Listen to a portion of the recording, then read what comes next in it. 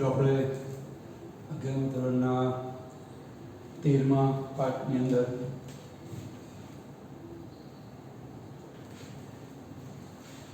પ્રકાશ સંશ્લેષણ એમાં આપણે ગયા વખતે C2 પથની વાત કરી હતી. એનું બીજું નામ પ્રકાશ શ્વસન પણ છે.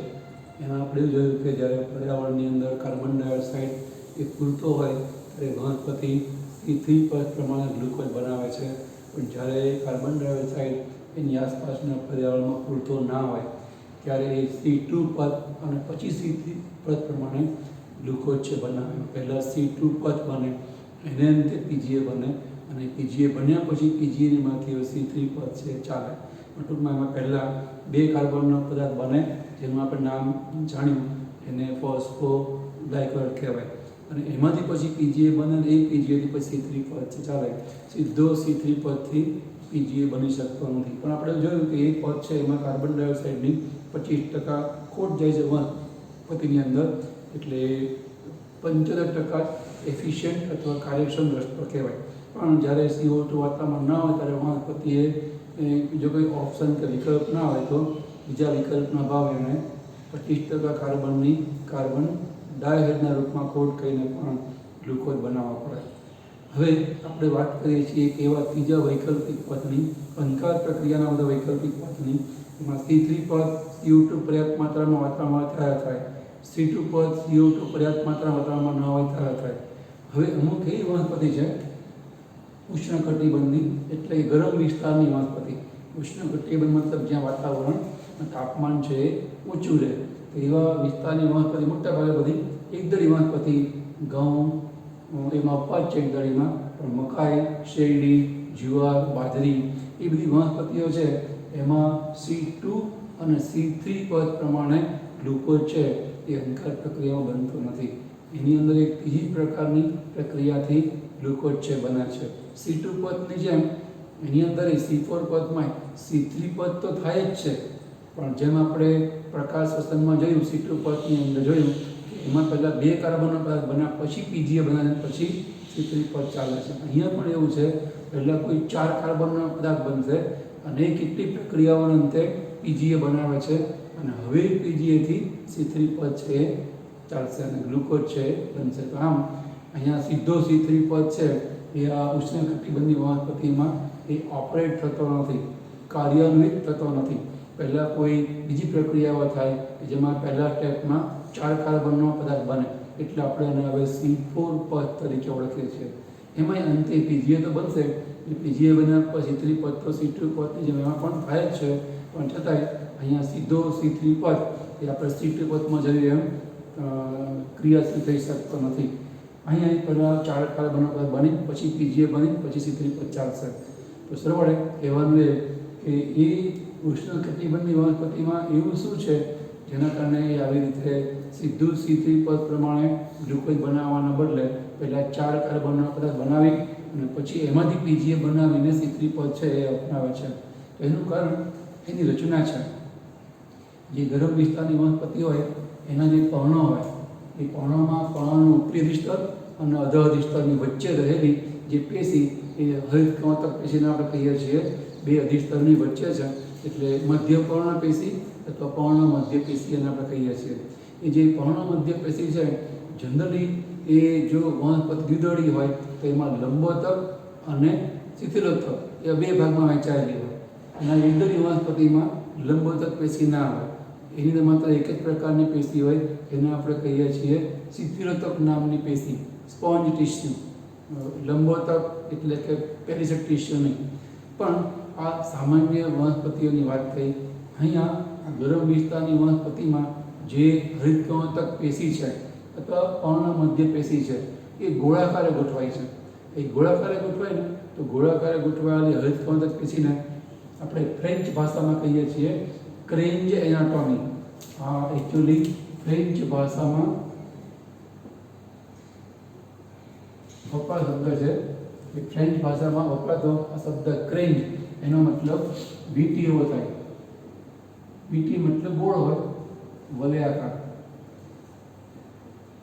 તો અહીંયા ગરમ વિસ્તારની વનસ્પતિઓમાં પર્ણોની અંદર હરિત કવાંતક પેશી આ રીતે ગોળાકાર ગોઠવાય. આવું ને આવું એ બીજું ગોળ આવશે. બીજું ગોળ આવશે પર્ણની અંદર, જે પર્ણ લાંબુ પૃષ્ઠ ચપટું પર્ણ છે એમાં આવા ગોળાકાર ગોઠવાયેલા અસંખ્ય ભાગો છે આવશે. એમાં આપણે એક ભાગ બતાવ્યો છે.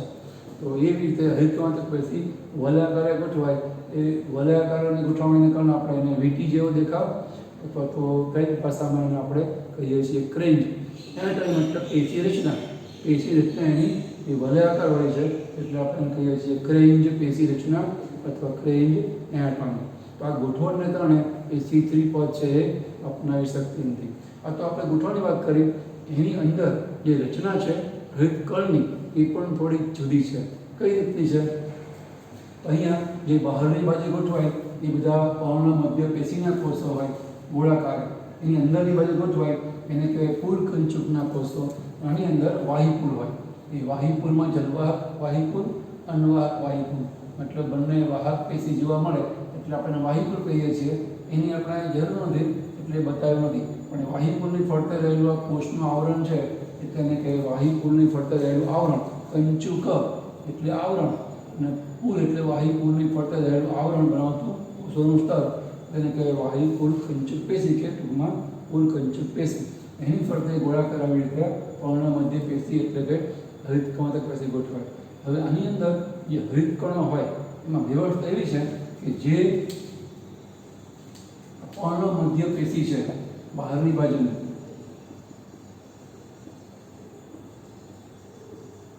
અને જે અંદરની બાજુની પુલકંચુક પેશી છે.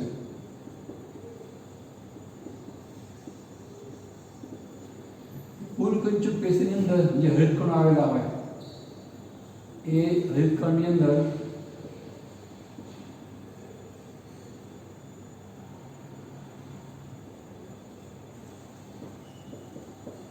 થાઇલેકોઇડ હોય પરંતુ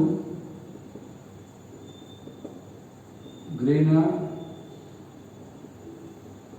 હોતા નથી. એનો મતલબ કે આપણે અગાઉ હૃદકણના પાઠની શરૂઆતમાં અને 8મા પાઠમાં શીખી ગયા છીએ કે એની અંદર આવી રીતે હૃદકણ છે એ થપ્પીના રૂપમાં હોય. રૂપિયાની સિક્કાની થપ્પીની જેમ. જે આપણે એક એકમને કહેવાય થાઇલેકોઇડ, થપ્પીને કહેવાય ગ્રેનમ અને ઘણા બધાને કહેવાય ગ્રેના.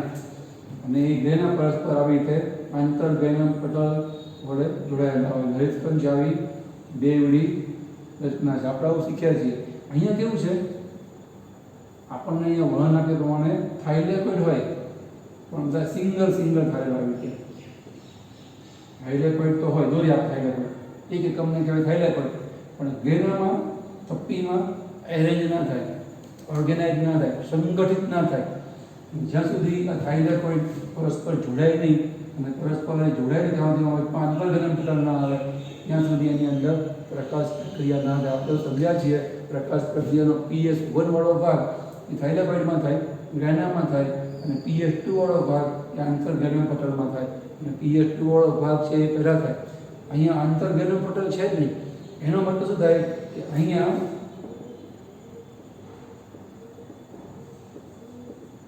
પ્રકાશ પ્રક્રિયા છે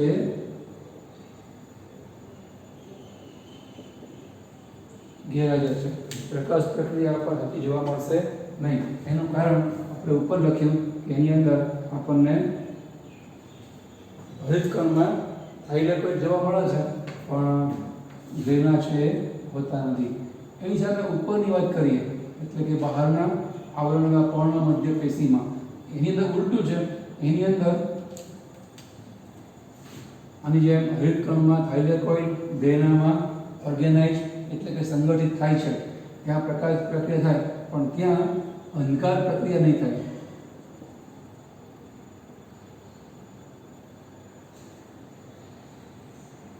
અંધકાર પ્રક્રિયા ગેરહાજર છે. એનું કારણ કે ત્યાં એની પાસે રૂબિસ્કો નામનો ઉત્સેચક ગેરહાજર છે. રૂબિસ્કો નામનો ઉત્સેચક છે એનું આખું નામ રિબોઝ બાયફોસ્ફેટ કાર્બોક્સિલેજ ઓક્સિજનેઝ. આ નામનો ઉત્સેચક છે એ અંધકાર પ્રક્રિયા માટે આવશ્યક છે. એટલે શું, તો આપણે એવું છે કે અંધકાર પ્રક્રિયામાં થતી પહેલાં રિબોઝ બાયફોસ્ફેટ જોડે CO2 ઉમેરાય, અથવા C2 પદ થાય તો એમાં O2 ઉમેરાય. CO2 ઉમેરાય એને શું કહેવાય? કાર્બોક્સિલેશન. અને પ્રક્રિયા કરનાર ઉત્સેચક કાર્બોક્સિલેજ એટલે એને કાર્બોક્સિલેજ. અને જો C2 પદ હોય તો એમાં ઓક્સિજન ઉમેરાય આરબીપીમાં, એને કહેવાય ઓક્સિડેશનની પ્રક્રિયા કે ઓક્સિજનેશનની પ્રક્રિયા. એની ઉપર કામ કરતો ઉત્સેચક ઓક્સિડેઝ, અહીંયા ઓક્સિજનનો ઓર છે. અને કાર્બોક્સિલેશન અને ઓક્સિજનેશન એટલે કાર્બોક્સિલેજ અને ઓક્સિજનેજ કરવામાં છે કોનું? રિબ્યુઝ બાયફોસ્ફેટનું. એટલે અહીંયા લખ્યું રિબ્યુઝ બાયફોસ્ફેટનું કાર્બોક્સિલેશન કરનાર ઉત્સેચક કાર્બોક્સિલેજ અને ઓક્સિજનેશન કરનાર ઉત્સેચક ઓક્સિજનેજ. એટલે એને કહેવાય રિબ્યુઝ બાયફોસ્ફેટ કાર્બોક્સિલેજ ઓક્સિજનેજ નામના ઉત્સેચક છે. એ આરબીપીમાં CO2 પણ ઉમેરી શકે, O2 પણ ઉમેરી શકે. મતલબ કે અંધકાર પ્રક્રિયામાં C3 પદ C2 પદ તો જ થાય જો અંધકાર પ્રક્રિયામાં જવાબદાર એવો રૂબિસ્કો નામનો ઉત્સેચક વનસ્પતિમાં સ્ટ્રોમાની અંદર હાજર હોય. એ અહીંયા પર્ણમધ્ય પેશીમાં હોતો નથી. એટલા માટે ત્યાં રૂબિસ્કો છે એ ગેરહાજર જોવા મળશે. એટલે ત્યાં અંધકાર પ્રક્રિયા માત્ર પ્રકાશ પ્રક્રિયા થાય. એટલે અહીંયા કેવું છે, આખી એક પ્રક્રિયા પ્રકાશ સંવર્ધનની એના મુખ્ય બે તબક્કા પ્રકાશ પ્રક્રિયા અંતર પ્રક્રિયા એ જગ્યાએ નહીં થાય. બહારના પર્ણમધ્યના પેશીના કોષોમાં પ્રકાશ પ્રક્રિયા થાય, એની અંદર જે કંઈ બને એની માંથી અંતર પ્રક્રિયા અંદર ફૂલકંચુકના કોષોમાં થાય. તો એટલા માટે અહીંયા સૌરાષ્ટ્રમાં આપણે બતાવ્યા C4 પદ પ્રમાણે પ્રક્રિયા થાય છે. એ પ્રક્રિયા કેવી રીતે થાય છે એની ક્રિયાવિધિ એ શોધ્યા સાયન્ટિસ્ટ હેચ અને સ્લેક નામના સાયન્ટિસ્ટ. એટલે આપણે એને ટૂંકમાં હેચ સ્લેક પાથ પણ કહીએ છીએ. જેમ C3 પદને આપણે કેલ્વિન ચક્ર કહીએ છીએ, એમાં હેચ સ્લેક પદ અથવા હેચ સ્લેક ચક્ર પણ કહેવું હોય તો કહેવાય. એ એમના શોધક છે. તો એમના મતે કેવી રીતે C4 પદ પ્રમાણે ગ્લુકોઝ બને જોઈએ. તો અહીંયા આપણે આમાંથી એક પર્ણમધ્ય પેશીનો કોષ અને એક લઈએ છીએ ફૂલકંચુકનો કોષ. નીચેનો બે કોષની અંદર જે પ્રક્રિયા થાય આપણે લઈએ, બાકીના બધા કોષોમાં એ પ્રક્રિયા આપણે એના પછી અનુમાન લગાવી શકીએ. અહીંયા શરૂઆતમાં બહારની બાજુએ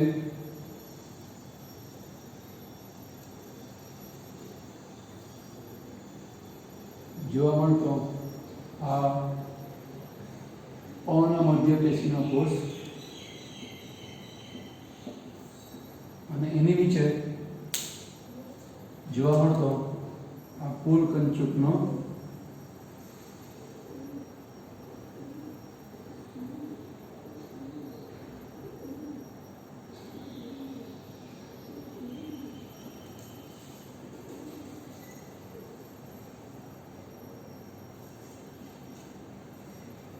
કોષ. બરાબર, આ ફૂલકંચુક.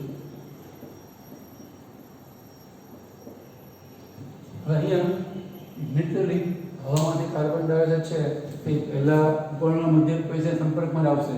બરાબર, ઉપર નીચે ઉપરી કે અધોવાદી સ્થળ દ્વારા એ પર્ણમધ્ય પેશી સંપર્કમાં CO2 આવશે. તો CO2 ને લેવા માટે પર્ણમધ્ય પેશીમાં એક 3 કાર્બનનો પદાર્થ હાજર હોય છે. એનું નામ છે ફોસ્ફોઇનોલ પાયરુવિક એસિડ.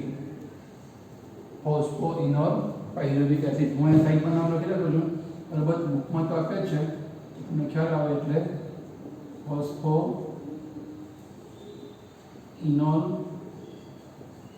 પાયરુવિક એસિડ જે 3 કાર્બનનો પદાર્થ છે. એની સાથે હવામાંથી એક કાર્બન ડાયોક્સાઇડના રૂપમાં જોડાય. એટલે નેચરલી જે પદાર્થ બનશે એ 4 કાર્બનનો બનશે. એનું નામ છે OAA. OAA નું આખું નામ છે ઓક્ઝેલો એસેટિક એસિડ. 4 કાર્બન. એના માટે અહીંયા એક અક્ષર જોઈએ, એનું નામ છે PEPCASC. PEPCAS એનું આખું નામ છે ફોસ્ફોઇનોલ પાયરુવેટ કાર્બોક્સિલેઝ. કારણ કે અહીં થાય છે પ્રક્રિયા ફોસ્ફોઇનોલ પાયરુવિક એસિડમાં કાર્બન ડાયોક્સાઇડ એડ થાય છે. કોઈ પણ પદાર્થમાં કાર્બન ડાયોક્સાઇડ ઉમેરવાની પ્રક્રિયા એને કહેવાય કાર્બોક્સિલેશનની પ્રક્રિયા. કાર્બોક્સિલેશન પ્રક્રિયા કરનાર ઉત્સેચક કાર્બોક્સિલેજ. એ કાર્બોક્સિલેજનું ટૂંકું નામ છે CAS. C એટલે કાર્બોક્સિલેજ એટલે ASE એટલે કે કાર્બોક્સિલેટ. પણ એ કાર્બોક્સિલેટ અસર કોના પર કરે છે? ફોસ્ફોઇનોલ પાયરુવેટ એસિડ ઉપર. એટલે ફોસ્ફોઇનોલ પાયરુવેટ કાર્બોક્સિલેટ નામના ઉત્સેચક એ ફોસ્ફોઇનોલ પાયરુવેટનું કાર્બોક્સિલેશન કરે છે. એટલે આપણે PEPKS તરીકે ઓળખીએ છીએ. જે CO2 માં ઉમેરે એટલે 3 કાર્બનમાં 1 કાર્બન આવવાથી 4 કાર્બનનો પદાર્થ બને કહેવાય ઓક્ઝેલો એસિડિક એસિડ. તો પહેલું સ્ટેપ એમ તો પહેલો પદાર્થ 4 કાર્બનનો છે, માટે આપણે પરિપથને કહીએ છીએ C4 પથ. અને હેસ્ટલેટ નામના વૈજ્ઞાનિકે શોધ કરી કે તેને હેસ્ટલેટ ચક્ર અથવા હેસ્ટલેટ પથ પણ કહેવાય. ચક્ર એટલા માટે પ્રક્રિયા ચક્રીય છે. ચક્રીય પ્રક્રિયાનો અર્થ આપણે અગાઉના લેક્ચરમાં સમજ્યા છીએ. અહીંયા બનતો ઓક્ઝેલો એસિડિક એસિડ એ તરત જ તે ફેરવાઈ જશે એક બીજા 4 કાર્બનના તે પદાર્થમાં. એનું નામ છે મેલિક એસિડ. એ પણ 4 કાર્બનનો પદાર્થ છે. હવે આ મેલિક એસિડ છે ને એ ઉર્કંચુકમાં પ્રવેશે. પર્ણ મધ્યપેશીના કોષોમાંથી ઉર્કંચુકના કોષોમાં પ્રવેશે.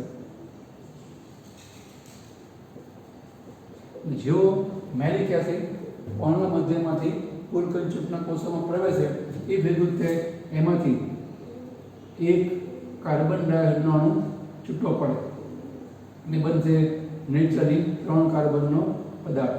એ 3 કાર્બનના પદાર્થનું નામ છે પાયરુવેટ અથવા પાયરુવિક એસિડ. એ વળી પાછો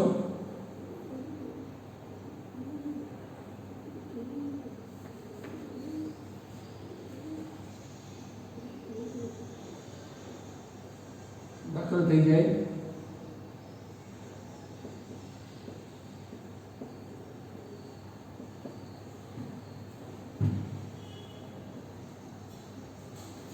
પર્ણ મધ્યપેશીમાં. અને પર્ણ મધ્યપેશીમાં વળી પાછું એની અંદર ફોસ્ફરસ ઉમેરાય એટલે બનશે ફોસ્ફોઇનોલ પાયરુવેટ. આ રીતે ચક્ર છે ચાલે રાખે. મીનવાઇલ આ PEP OA મેલિક એસિડ પાયરુવેટ એ ચક્રીય રીતે પુલકંચુકમાંથી પર્ણ મધ્યપેશીમાંથી પુલકંચુકમાં અપડાઉન કરી રાખે છે. મીનવાઇલ થાય છે શું? હવાનો CO2 અહીંયા પુલકંચુકમાં કોષોમાં આવે છે. બરાબર? હવાનો CO2 આવી લઈ કેરિયર છે, કેરિયર વાહકો છે CO2 ના ત્યાંથી લઈ અને અહીંયા મુક્ત કરે છે. હવે પુલકંચુકના કોષોમાં તો અંતર પ્રત્યે થાય જ છે, ત્યાં પ્લસ પ્રત્યે ના થાય, પણ ત્યાં રૂબિસ્કો નામનો ઉત્સેચક ત્યાં છે, બહારની બાજુ નથી. એટલે અહીંયા અંતર પ્રત્યે થવાની છે. એટલે પુલકંચુકના કોષોમાં CO2 મુક્ત થાય તરત તે આ કેલ્વિન ચક્રમાં પ્રવેશે અને એ CO2 માંથી કેલ્વિન ચક્ર છે શરૂ થાય. અને કેલ્વિન ચક્ર બને શું? ગ્લુકોઝ અથવા તો સુક્રોઝ અથવા સ્ટાર્ચ. અને ક્યાં છે? એની નીચે પુલકંચુકના કોષને જમા આવેલું છે વાહક પેશી. એટલે એવો દાખલ થઈ જશે વાહક પેશી. એટલે કે અન્નવાહક પેશીમાં ખોરાકના ઉપર વહન થઈ રાખે. તો આવી રીતે ચિત્ર આપણને ટેક્સ્ટબુકમાં આપેલું છે. તમને ખ્યાલ આવી જાય કેવી રીતે આ જે પ્રક્રિયા જે થાય છે.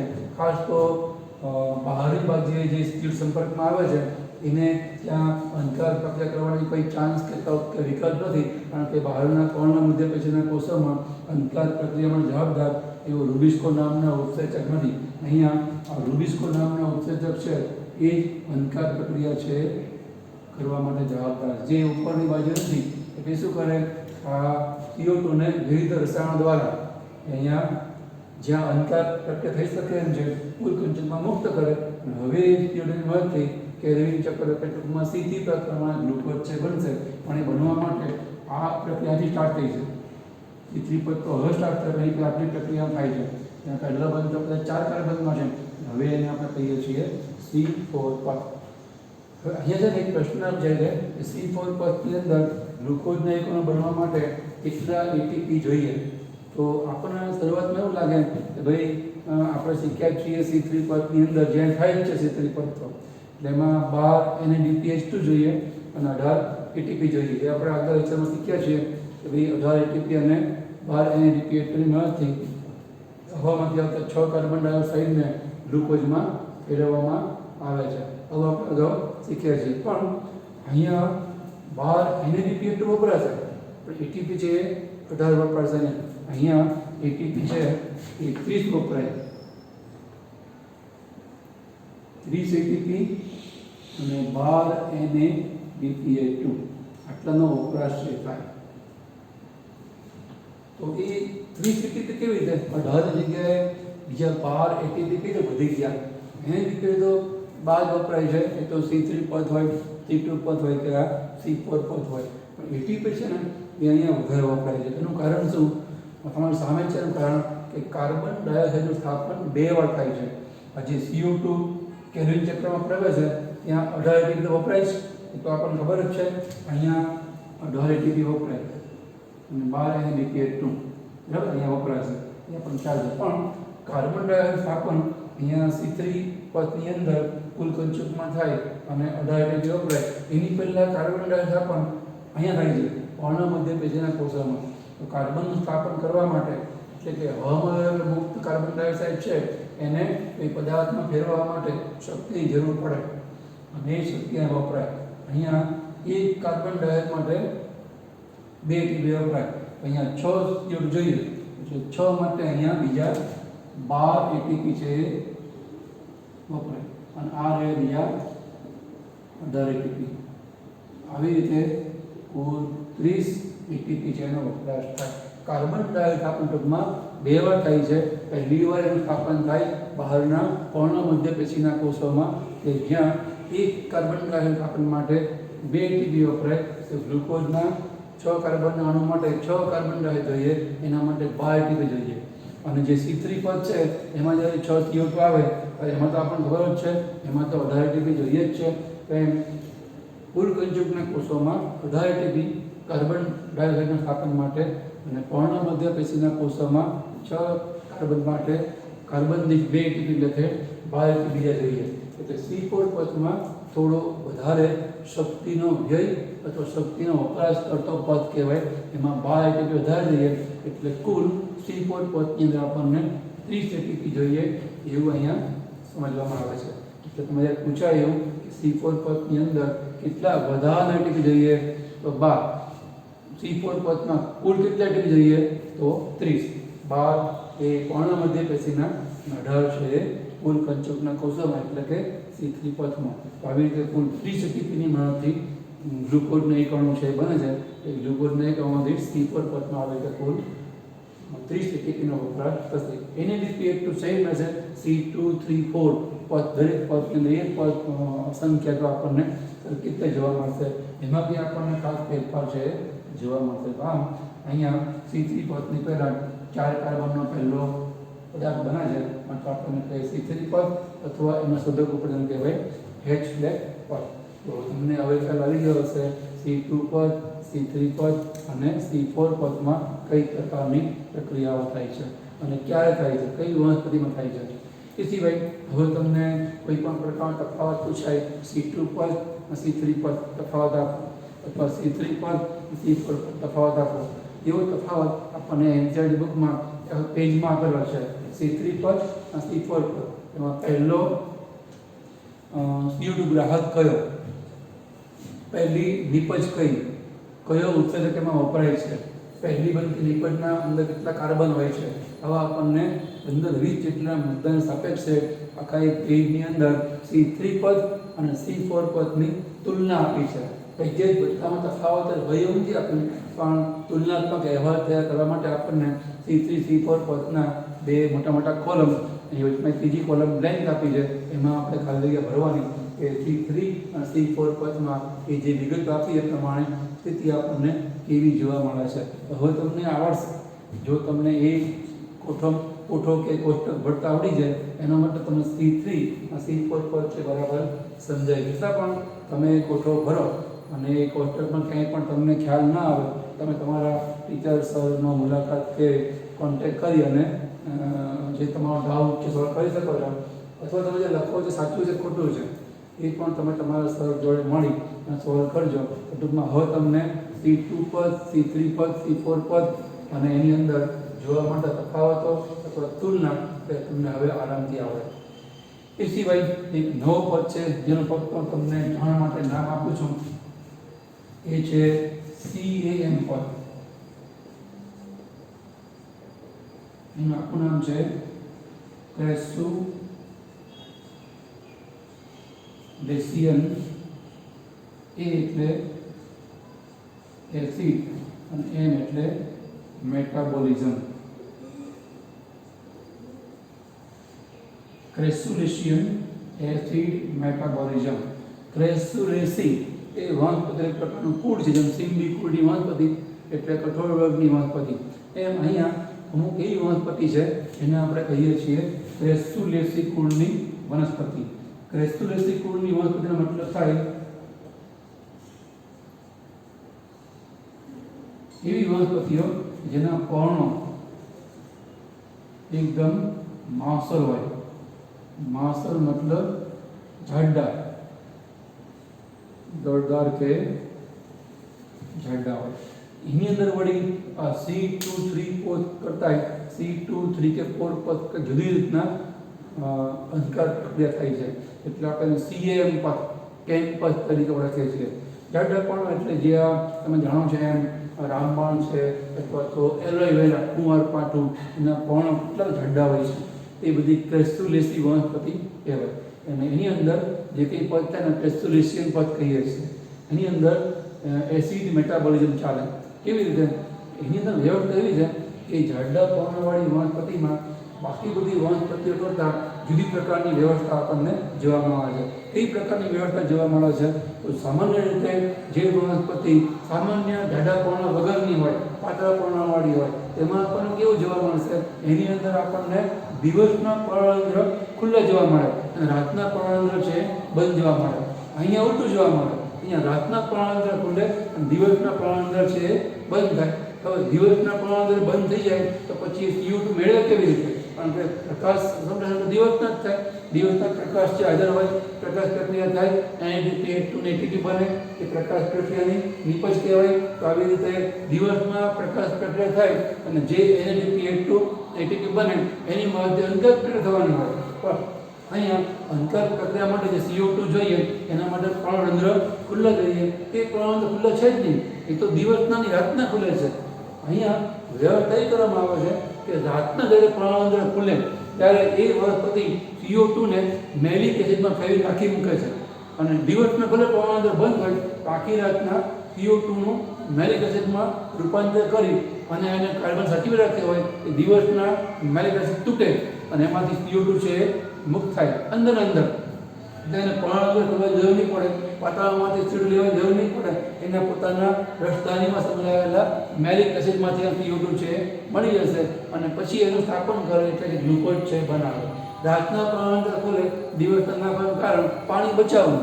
બાષ્પોત્સર્જનથી પાણીનો વ્યય થાય, એ વ્યય ના થાય એટલા માટે આવી વનસ્પતિઓ છે એ મોટા ભાગે રાતના પર્ણરંધ્ર ખોલે, એ તાપમાન ઓછું હોય અને બાષ્પોત્સર્જન છે દર પણ ઘણો બધો ઓછો હોય. તો પાણીનો વ્યય બચાવવા માટે એ વનસ્પતિમાં આપણને આ રીતે આવું જોવા મળે કે જેમાં દિવસના પર્ણરંધ્ર બંધ રહે, રાતના ખુલ્લા રહે. એવી વનસ્પતિ આવી રીતે મેલિક એસિડના રૂપમાં કાર્બન ડાયોક્સાઇડ લઈ અને વળી પાછા એને રાતના લે અને દિવસના એને મુક્ત કરે મેલિક એસિડ પોતે. એટલે આપણે એને કહીએ છીએ ક્રેસ્યુલેશિયન વનસ્પતિ. આવી રીતે મેલિક એસિડ દ્વારા કાર્બન ડાયોક્સાઇડ લઈ અને વનસ્પતિને શીતળીપદ કરવા માટે કાર્બન પૂરા પાડે છે. માટે એને કહેવાય ક્રેસ્યુલેશિયન એસિડ મેટાબોલિઝમ નામની વનસ્પતિ. આવી રીતે અમુક આવી જાડા પર્ણવાળી ક્રેસ્યુલેશિયન વનસ્પતિ છે એ બધી જુદા જ પ્રકારના આવી રીતે કેમ્પસ દ્વારા ગ્લુકોઝ છે બનાવે છે. આમ ગ્લુકોઝ બનાવવા માટે વનસ્પતિના ઘણા પ્રકારના પાથ આપણને જોવા મળે છે.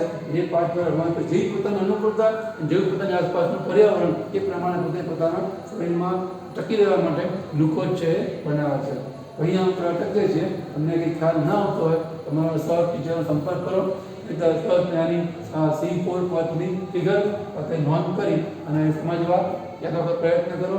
નેક્સ્ટ ટાઈમ આપણે મળશું ત્યારે ખાસ તો આ પ્રક્રિયા પર અસર કરતા પરિબળો છે એના વિશે વાત કરશું. અહીંયા આપણે અટકીએ છીએ. નેક્સ્ટ ટાઈમ મળીએ ત્યારે આપણે આ પાઠમાં આગળના મુદ્દાની વાત કરીશું. લગભગ આપણે નેક્સ્ટ લેક્ચરમાં ચેપ્ટર છે પતી જશે. જ્યારે પણ આપણે મળીએ ત્યારે આગળની વાત આપણે અહીંયા આપણે અટકીએ છીએ.